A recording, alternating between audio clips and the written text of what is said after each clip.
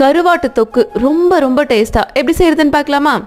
அதுக்கு ஒரு கடாயில் 4 டேபிள் ஸ்பூன் நல்லெண்ணெய் நல்லா சூடானதுக்கு அப்புறமா 1/2 டேபிள் ஸ்பூன் கடுகு சேர்த்து கடுகு நல்லா உடஞ்சதுக்கு அப்புறமா அதில் 5 பல் பூண்டு, ஒரு கொத்து கருவேப்பிலை, வரமிளகாய் சேர்த்து நல்லா வணக்கி விடணும். இப்போ இதில் 20 சின்ன வெங்காயம் சேர்த்து வெங்காயம் நல்லா கண்ணாடி மாதிரி ஆகிற அளவுக்கு குக் பண்ணிட்டு இதில் 1 டேபிள் ஸ்பூன் இஞ்சி பூண்டு சேர்த்து இஞ்சி பூண்டோட பச்சை வாசனை போகிற அளவுக்கு குக் பண்ணி எடுக்கணும். இந்த ஸ்டேஜில் இதில் உப்பு, மஞ்சள் தூள், மல்லித்தூள், மிளகாத்தூள் சேர்த்து நல்லா குக் பண்ணதுக்கு அப்புறமா 3 தக்காளியாக மிக்சியில் அடித்து அதனோட பேஸ்ட்டை சேர்த்து கொஞ்சமாக தண்ணி சேர்த்து ஒரு 5 நிமிஷம் மூடி போட்டு குக் பண்ணணும். 5 நிமிஷத்துக்கு அப்புறமா லிட் ஓப்பன் பண்ணி கரைச்சி வச்சிருக்க புளி தண்ணி உள்ளே சேர்த்து லைட்டாக எண்ணெய் பிரிய ஸ்டார்ட் ஆகும்போது நம்ம க்ளீன் பண்ணி வச்சிருக்க கருவாடியும் உள்ளே சேர்த்து இது எண்ணெய் பிரிஞ்சு வந்து தொக்கு மாதிரி ஆகிற அளவுக்கு குக் பண்ணி எடுக்கணும். கடைசியாக ஒரு கொத்து கருவேப்பிலை, 1 டேபிள் ஸ்பூன் நல்லெண்ணெய் சேர்த்து சர்வ் பண்ணால் சூப்பரான கருவாட்டு தொக்கு ரெடி. ஃபுல் வீடியோ கீழே டேக் பண்ணியிருக்கேன், செக் பண்ணிக்கோ.